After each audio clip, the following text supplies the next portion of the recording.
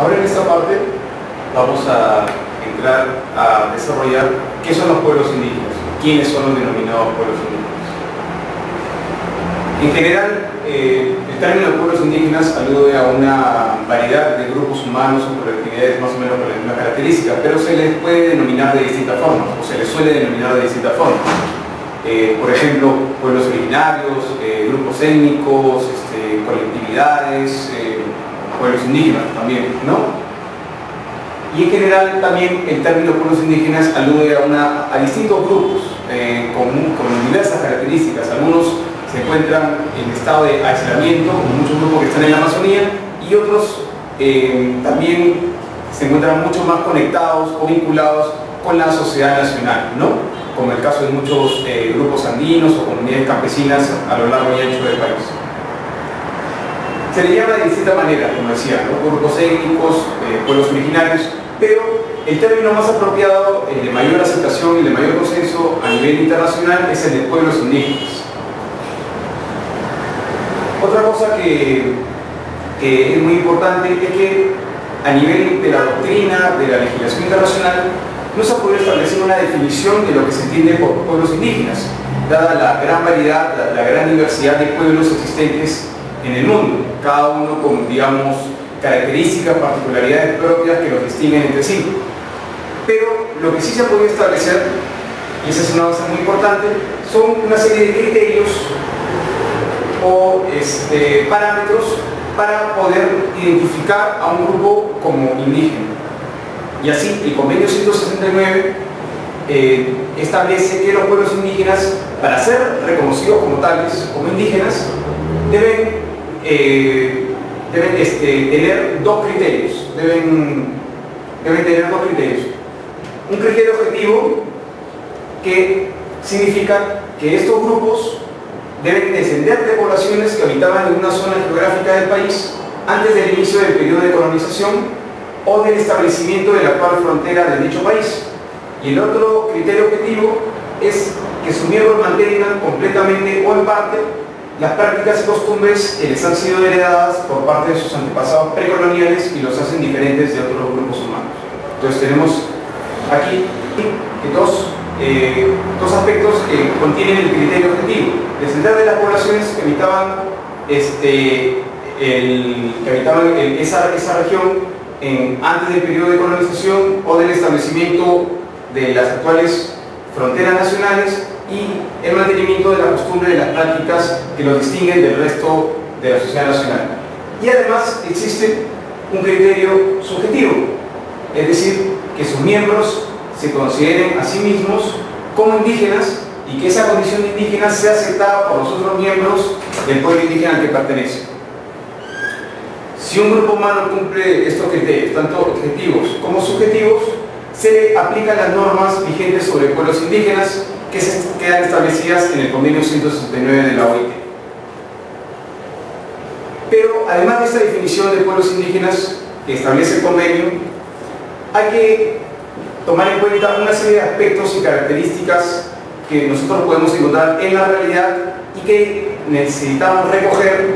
y apreciar para poder definir de una manera amplia a los pueblos indígenas del país, por lo menos en el caso peruano. Y puedo partir por la siguiente afirmación, de que en la actualidad los pueblos indígenas del país no son los mismos pueblos que encontraron los españoles cuando llegaron a estas tierras 500 años atrás. Es decir, que los pueblos indígenas de alguna manera han sido influenciados, imbuidos, han podido incorporar muchas de las prácticas, costumbres de la cultura occidental o de otras culturas a lo largo de este tiempo, lo cual de alguna manera ha modificado sus prácticas y costumbres tradicionales, ancestrales. En ese sentido, en la actualidad, en el caso peruano, podemos encontrar a muchos pobladores indígenas que se siguen considerando como indígenas, pero que viven o habitan en áreas urbanas o en grandes ciudades, es decir, en territorios distintos a sus tierras tradicionales, a sus tierras de origen.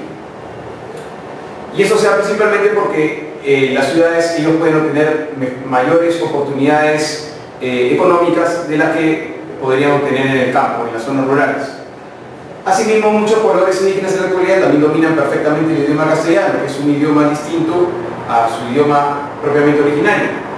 Y en muchos casos este requisito es considerado indispensable y en la realidad es para que ellos puedan de alguna manera emerger socioeconómicamente. Y asimismo también en muchos casos, en muchas situaciones a lo largo del país, muchos pobladores indígenas se encuentran conectados directamente con la economía de mercado, efectuando intercambios comerciales en ciudades, en mercados ubicados en zonas urbanas o en ciudades. Asimismo, otra cuestión que es importante tomar en cuenta es que, dada la alta discriminación, la arraigada discriminación que existe en el país, muchos pobladores que pertenecen a pueblos indígenas o que tienen las características de ser indígenas reniegan de sus orígenes por el término despectivo que conlleva el ser asociado como indígena. En ese sentido, esto determina de que muchas personas pertenecientes a estos grupos humanos prefieren no considerarse como indígenas y de alguna manera asimilarse a la sociedad nacional perteneciente a la cultura occidental. En ese sentido, ellos tienen la lógica de que mientras uno emerge económicamente o socialmente, uno va dejando de ser indígena, entre comillas. Sin embargo, y eso es algo que lo reconoce la Corte Interamericana de Derechos Humanos en la sentencia de Salamanca versus el Estado de Surinam, el hecho de que algunos pobladores indígenas que pertenecen a un pueblo determinado no se consideren a sí mismos como indígenas, no conlleva o no trae como consecuencia de que al pueblo se le deje de reconocer su personalidad jurídica, su personalidad legal como pueblo indígena. Es decir, el hecho de que algunas personas no se consideren, algunas personas que pertenecen al pueblo no se consideren a sí mismas como indígenas o como pertenecientes a una etnia determinada, no trae como consecuencia de que el pueblo en sí se le quite la cualidad de ser reconocido como pueblo indígena para el efecto del ejercicio de derechos.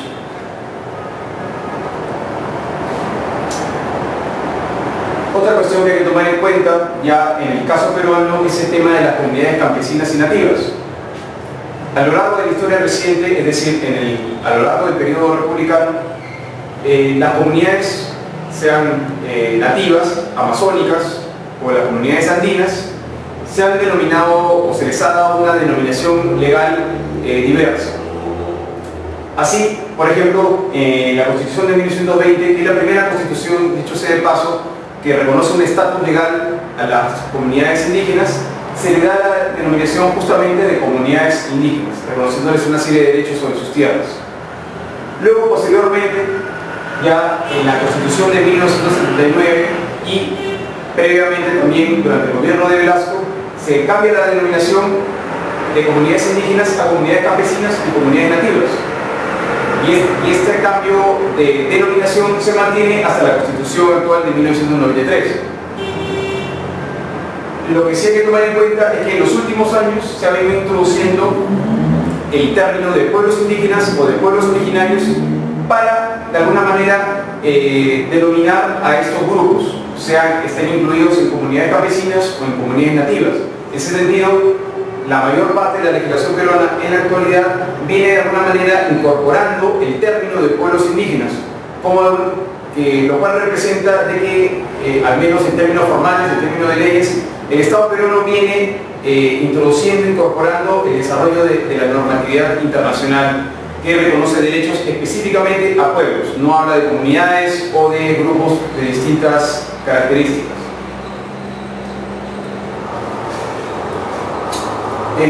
Algo que hay que tomar en cuenta también es que en el Perú, por lo general, uno asume de que las comunidades campesinas y nativas,